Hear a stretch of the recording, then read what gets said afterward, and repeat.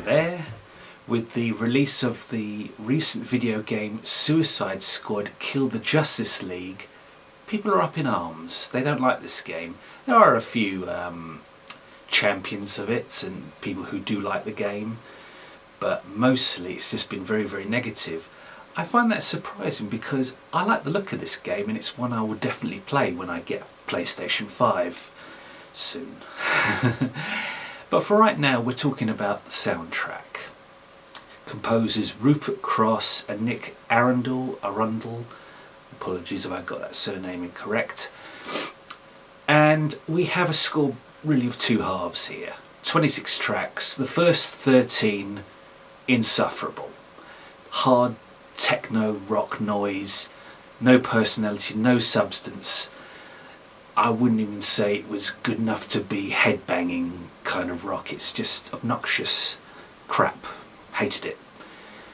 And according to Soundtrack Net, those tracks were written by Rupert. He did some in the second half of the album, but the lion's share of the material is his in that first half, if not all of it, and it's not good.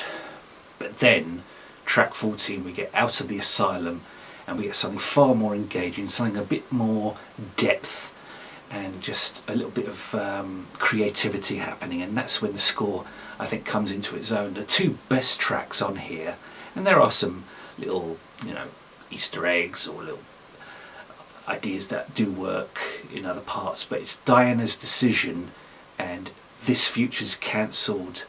Those are great tracks. I love them. There's just such depth and clarity, which is just not in most of this album. And this is like an hour and 24 minutes of music, so once you've gotten rid of that first half, which is just expendable rubbish, and you get into the stuff which is more like the type of thing that we heard in the Marvel's Avengers video game.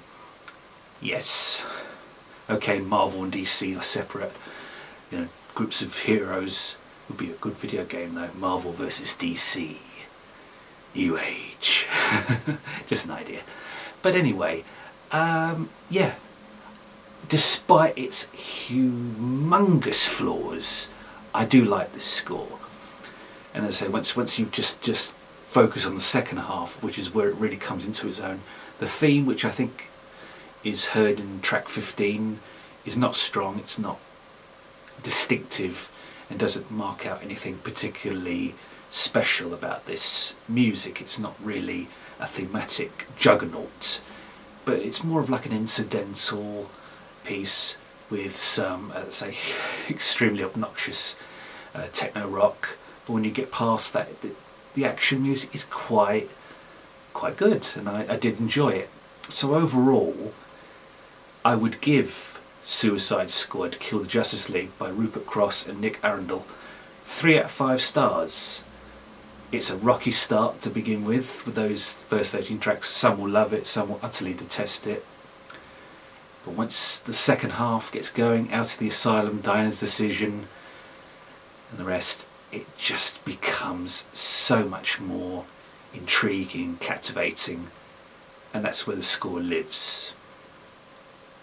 For more film and soundtrack reviews, please visit Betty Jo Tucker's website, Real Talk Movie Reviews.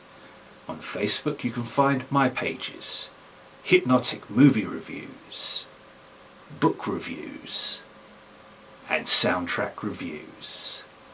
I'm Richard Jack Smith. Thank you for watching, and I'll see you next time.